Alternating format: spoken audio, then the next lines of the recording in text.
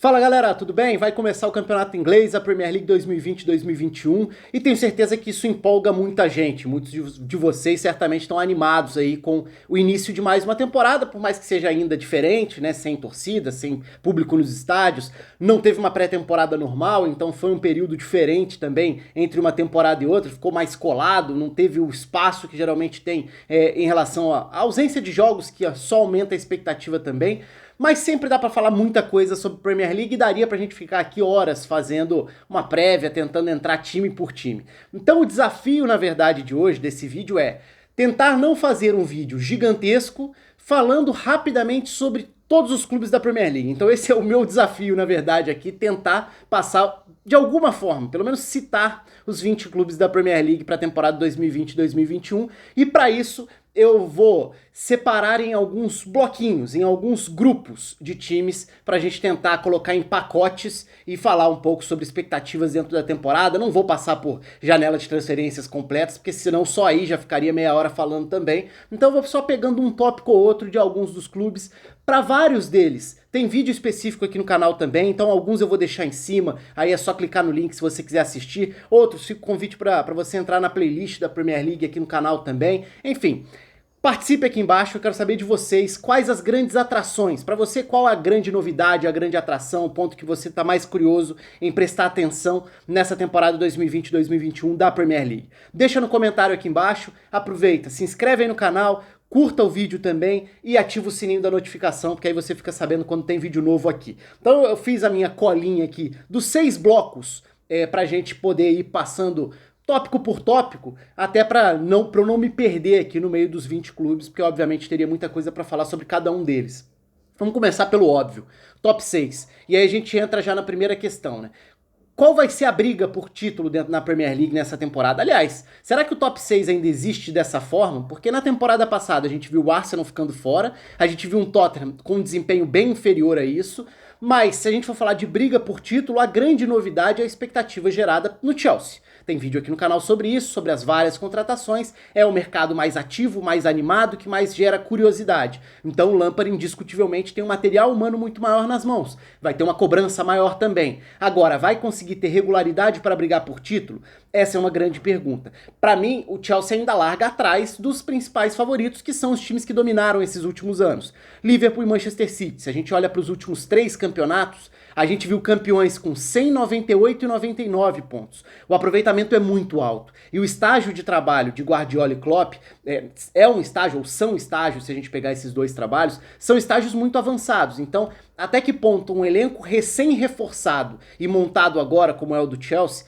vai conseguir ter regularidade em alto nível para competir sem deixar pontos pelo caminho, já que a margem de erro está muito pequena na Premier League. Talvez esse seja o grande obstáculo, mas em termos de curiosidade, o Chelsea é a grande atração para esse início de temporada. Porque no caso do Liverpool, pouco movimento, né? Quase nada acontecendo. A janela ainda está aberta, mas a sensação de um time que atingiu uma maturidade muito grande para ganhar e controlar jogos, e a gente viu na temporada passada o quão impressionante foi isso do ponto de vista do trabalho do Klopp e de extrair muito desse elenco já formado, já moldado também.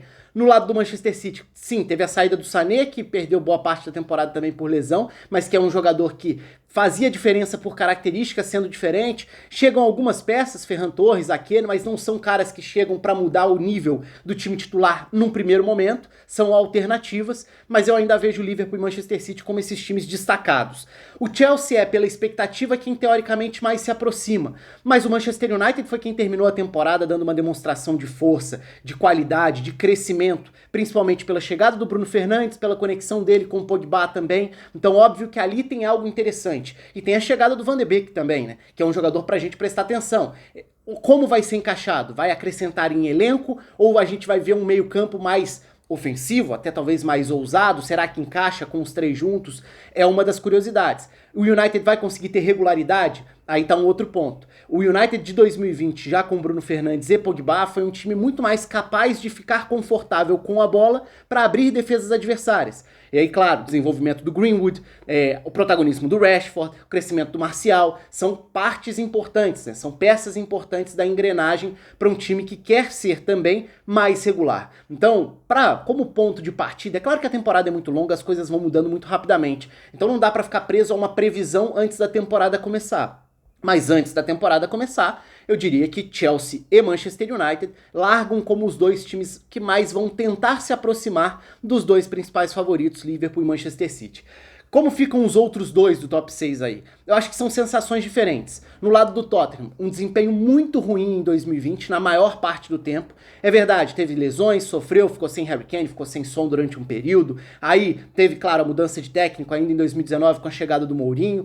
A janela de transferências é discreta, mas ela é interessante porque Doherty e Højbjerg são jogadores que acrescentam para setores que precisavam, que tinham essa lacuna, que precisavam de reforços. São reforços discretos, mas úteis. Então eu acho que o Tottenham, é claro, a gente vai precisar ver qual vai ser o nível de estabilidade do trabalho do Mourinho para ver se esse time consegue novamente se aproximar das principais forças ou se vai virar um Tottenham aquém, um Tottenham abaixo. Enquanto do outro lado, o Arsenal tem sinais muito positivos de um trabalho ainda recente, mas promissor. Desde o início, o Arteta tem se mostrado um treinador promissor em termos de ideias, e até se a gente for olhar em termos de alguns dos resultados recentes, né? Eu não vou nem colocar muito a Supercopa nesse bolo, porque eu dou pouco valor à Supercopa. As Supercopas em geral, tá? Não é só da Inglaterra, não. Mas a Copa da Inglaterra foi importante nisso também. E algumas exibições na Premier League também. A questão, mais uma vez, é regularidade para competir. Será que o Arsenal vai conseguir dar esse salto, subir esse degrau, para de fato brigar por uma vaga na Champions?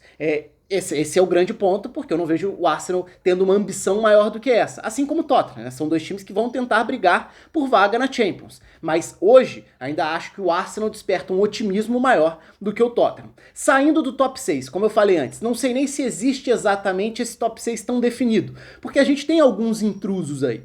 Em especial, nesses últimos 2 anos, o Wolverhampton. O Wolverhampton tem sido uma das grandes atrações, do ponto de vista tático, do ponto de vista de investimento, do ponto de vista de trabalho do próprio Nuno Espírito Santo. Uma peça importante saiu da engrenagem, o Doherty. Ainda tem uma dúvida. Quem vai fechar essa ala pela direita, num papel importante com a bola também? Ali tem uma lacuna que talvez seja preenchida pela janela de transferência. Se não for, quem vai jogar? O Adama Traoré vai ficar mais fixo como ala pela direita? Será? Ele que foi muito utilizado também no ataque, teve a temporada de maior crescimento da carreira dele, né? Deu um salto de qualidade, de protagonismo muito grande também. Tem toda a expectativa agora para ver se o Fábio Silva já vai ser usado ou não, por conta da etiqueta do valor altíssimo, mas o fato é que o Wolverhampton tem outras opções que estão à frente, pelo menos como ponto de partida. E se a gente for falar do Raul Jimenez, foi um dos melhores atacantes da última Premier League. Vai manter esse nível, sendo um jogador que condiciona como um pivô, que protege, que faz o time funcionar melhor a partir do que ele oferece como um 9? É um ponto pra gente observar. Teve a chegada do Marçal também, teoricamente encaixando ali nessa linha dos 3 zagueiros como zagueiro pela esquerda, porque foi como ele cresceu na reta final de temporada no Lyon, né? E não como um lateral, em que era um jogador irregular na zaga pela esquerda, o que teoricamente encaixa com o Wolverhampton, pode ser um reforço útil. Mas aí é isso, né? O Wolverhampton vai conseguir brigar entre os 6, quebrando esse top 6? Outro, o Leicester. O Leicester foi, na maior parte da temporada passada, o projeto mais animador e interessante. Eu cheguei a gravar vídeo sobre isso já há algum tempo aqui no canal, sobre como o projeto com o Brendan Rodgers despertava uma curiosidade muito grande. E o time atingiu esse nível, só que caiu na segunda parte da temporada. Também por questão de lesões, por exemplo, o Ricardo Pereira. Eu falei um pouco mais sobre isso no vídeo da contratação do Castagne, que chega da Atalanta para o Leicester como uma alternativa para ser ala dos dois lados, mas não exatamente como um substituto para o Chilwell, que é uma perda considerável no mercado. Então sai o Chilwell. Como que vai ser a escalação? Será que a contratação do Castagne é um indicativo de que o time vai jogar com 3 zagueiros? Se for de fato essa a estratégia base, o sistema base do Brendan Rodgers, o time tem zagueiros, o elenco tem zagueiro suficiente para isso? Porque é uma parte mais curta do elenco. Agora, no meio-campo, é um time bastante forte, né? Quando a gente olha para Tielemans, para Ndidi, para James Maddison, e no ataque com o Jamie Vardy vindo de mais uma bela de uma temporada, né? Então é um Leicester que gera sim essa curiosidade e essa expectativa. Vai brigar mais uma vez ali para tentar furar esse bloco dos 6 primeiros, eventualmente brigar por Champions, como brigou na maior parte da temporada passada, embora tenha caído de produção na reta final. E um outro time que entra nesse bloco dos times que querem furar o top 6, eu vou colocar o Everton nessa, muito mais por conta da expectativa que a janela de transferências gera, e eu também falei sobre isso em vídeos sobre o Everton especificamente aqui no canal, porque o Everton foi ao mercado e fez contratações de impacto.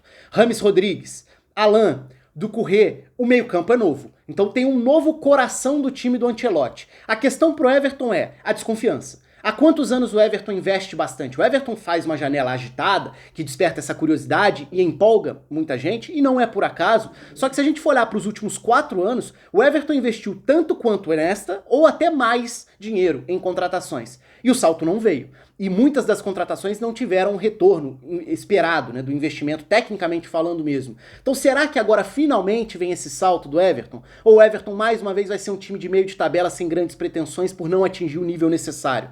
Tem qualidade para isso. Tem uma curiosidade muito grande para ver qual vai ser o encaixe desse novo meio-campo, do qual vai ser o possível impacto técnico e a adaptação do Rames, se vai ser um time capaz de entregar mais para sua dupla de ataque, que é um ponto forte, com o Calvert-Lewin, principalmente o Richarlison, mas a estrutura defensiva vai ser sólido bastante? Enfim, são várias perguntas que ficam. Acho a desconfiança em relação ao Everton muito natural, porque o Everton já tem esse histórico recente de investir para chegar nesse grupo de cima, mas não chegar e nem se aproximar. Mas coloco ele ainda nesse segundo bloquinho. Então eu fiz 2 bloquinhos até agora, né? Top 6 e os candidatos a intrusos, os times que investem para isso. Tem um outro bloquinho aí que eu vou colocar do bloquinho intermediário, times que não parecem, times que parecem estáveis em meio de tabela. E aí dá pra falar do Burnley, que tem muito a ver com a estrutura de jogo do Shandite, a forma da equipe jogar, de competir mesmo não tendo muitos recursos técnicos para isso. Então é um time mais pobre mesmo, tecnicamente falando, mas que conseguiu nos últimos anos competir e competir bem ao seu estilo. Jogo de mais contato, força física, jogo mais direto, e tem conseguido se estabelecer no meio da tabela, tendo algumas temporadas bem boas, inclusive. Outros times que a gente poderia colocar nesse pacote.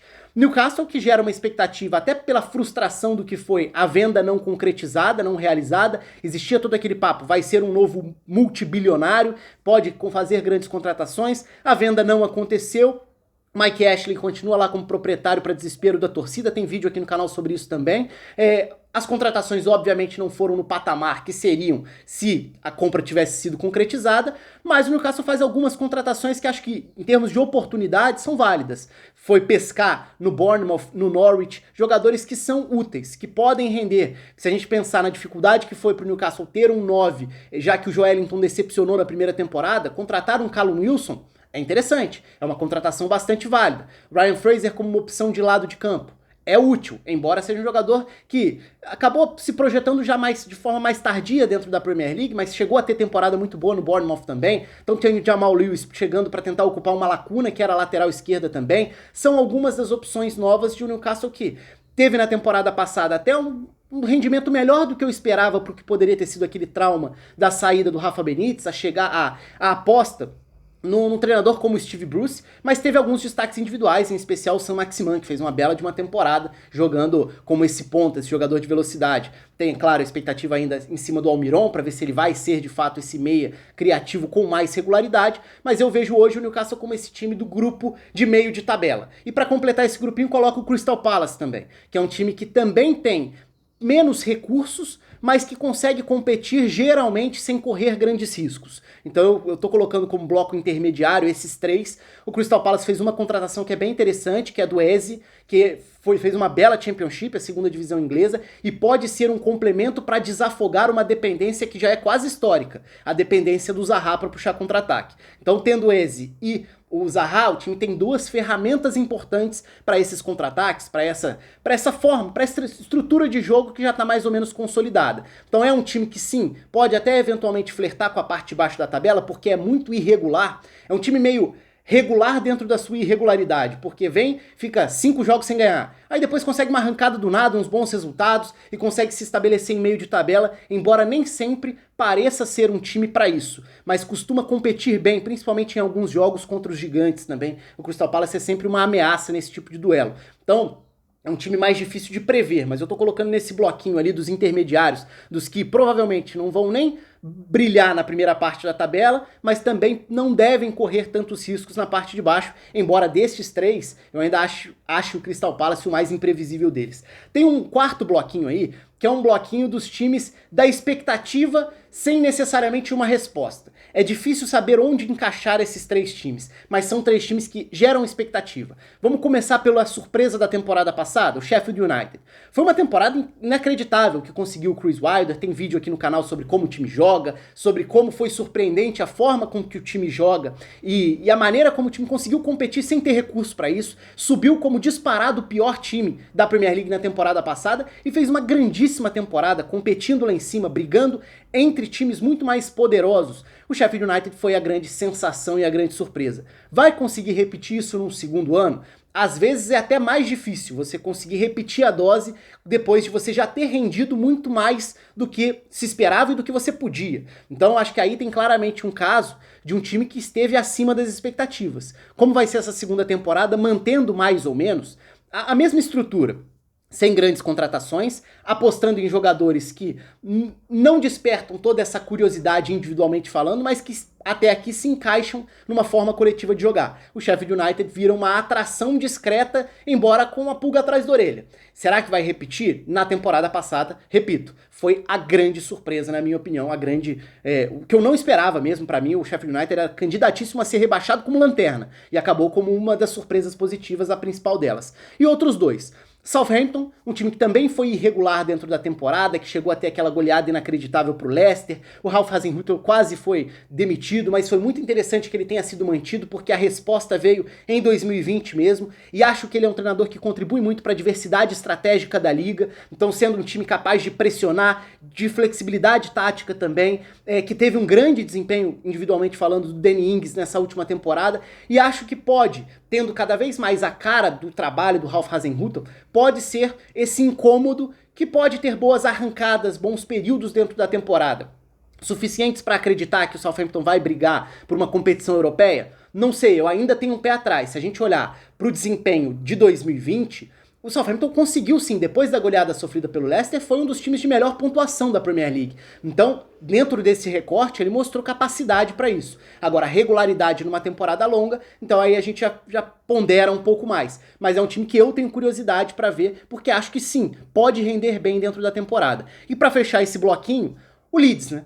O Leeds é a grande história da temporada, o retorno depois de tanto tempo, o Bielsa como treinador, a personalidade que esse time apresenta do ponto de vista de estratégia, vai ser uma das grandes atrações táticas da temporada, sem a menor dúvida. Cheguei a gravar 2 vídeos sobre isso aqui no canal, um no dia do acesso, o outro na contratação do Rodrigo, que para mim é um encaixe muito interessante com o Bielsa.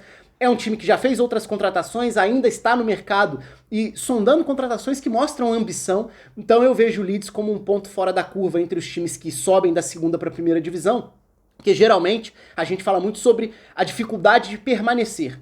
O Leeds é um time que sobe claramente sendo superior ao nível da segunda divisão. Já tinha sido no ano anterior quando não subiu. Já tinha sido um time acima do nível de exigência da segunda divisão, mas bateu na trave. Dessa vez subiu. E acho que por qualidade tem capacidade para competir e inclusive para ser uma das atrações. Então, hoje, eu não coloco o Leeds como um time para ser rebaixado, não. Acho que é um time que pode ter jogos bem empolgantes dentro da temporada, ganhando ou perdendo. Então eu coloco nesse bloquinho um pouco mais acima.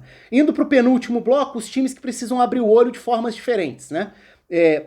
Antes mesmo de entrar no último bloco, que vai ser o bloquinho dos que acabaram de subir, fora o Leeds.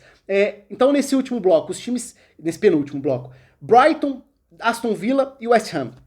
Times que precisam abrir muito o olho de formas diferentes. West Ham esteve na temporada passada no bloquinho lá de cima, naqueles que pretendiam ameaçar o top 6, porque o investimento foi para isso. Só que no meio do caminho teve uma mudança radical de rota, aí você demite Pellegrini, aposta de volta no David Moyes, muda bastante, radicalmente a sua forma de jogar, porque não estava funcionando também, e hoje é um time de muita dificuldade da gente enxergar um caminho a ser seguido que não seja um caminho de sustos, embora tenha elenco para produzir mais. Então é um time que, da mesma forma que eu falei sobre o Everton, ele já se acostumou a decepcionar nesses últimos tempos, é um time para ficar de olho por conta disso. No caso do Aston Villa, foram muitas as contratações na temporada passada, o time não rendeu o que poderia, e até o que tinha rendido dentro da boa primeira parte de trabalho do Dean Smith no clube. Para essa temporada são contratações mais pontuais e algumas são interessantes. Ollie Watkins é um nome interessante para o ataque, que foi um dos problemas. O Aston Villa ainda precisa diminuir essa dependência do Jack Grealish, que é o grande jogador do time, mas também não pode ser tudo na equipe, ofensivamente falando. Tem a chegada do Matt Cash, que fez boa segunda divisão com o Nottingham Forest. eu ainda espero mais no sentido do Dean Smith extrair mais deste elenco, porque acho que é um time, sim, não tá entre os melhores elencos, mas tem capacidade individual e tem um técnico que já mostrou em outros momentos da carreira ser capaz de extrair mais. E por falar em técnico, para fechar esse bloquinho, Brighton.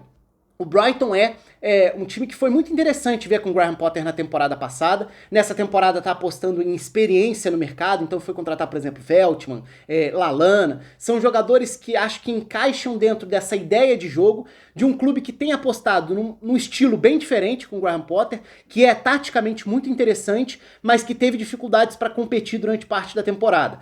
Tentando estruturar sua saída de bola desde a defesa, tendo um técnico que varia muito dentro dos jogos, as formações, os desenhos, os mecanismos, mas é um time legal, tem sido do ponto de vista estratégico um time legal de ver, só que precisa dar um passo à frente para competir sem ser rebaixado, porque esse alerta tá ligado. O clube tá muito consciente disso, né? Acho que esse é um ponto interessante. O clube tomou uma decisão lá atrás que foi abrir mão de um trabalho que estava estável e que tinha estabilizado o clube na elite, que foi aquele trabalho do Chris Hilton lá atrás, porque o clube entendia que era hora de tentar jogar um futebol diferente.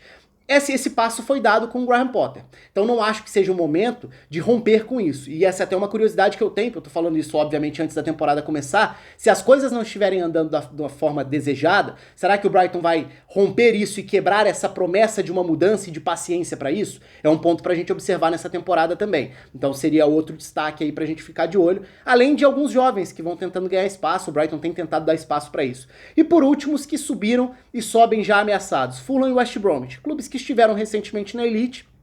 No caso do Fulham, da última vez que subiu com muito mais expectativa do que agora e acabou jogando tudo fora porque fez muitas contratações, no meio do caminho mudou radicalmente de estratégia, então tinha um time que jogava de uma forma muito legal na segunda divisão, subiu, mudou radicalmente isso, gerou expectativa e frustrou e foi desastrosa aquela temporada. No caso do West Bromwich, é um time que até tinha um elenco forte o bastante para a segunda divisão, tenho dúvidas em relação à primeira divisão, fica aí a dúvida em relação ao que vai ser o trabalho do Slaven Bilic também no comando. Matheus Pereira foi um grande destaque na segunda divisão, individualmente é um jogador para ver de que forma se adapta também à elite, mas é isso. Para fechar esse pacotão de falar alguma coisa dos 20 clubes da Premier League, deu para fazer em pouco mais de 20 minutos, acho que estamos no lucro, porque daria para falar isso em 5 horas e meia mais ou menos, mas quero saber de vocês aqui. Certamente eu não falei de todos os tópicos, tem vários pontos interessantes, a temporada vem pela frente, muita coisa vai acontecer, tem sempre o lado imprevisível, né? Embora a gente fale muito sobre são poucos os times que de fato vão brigar por título, é verdade,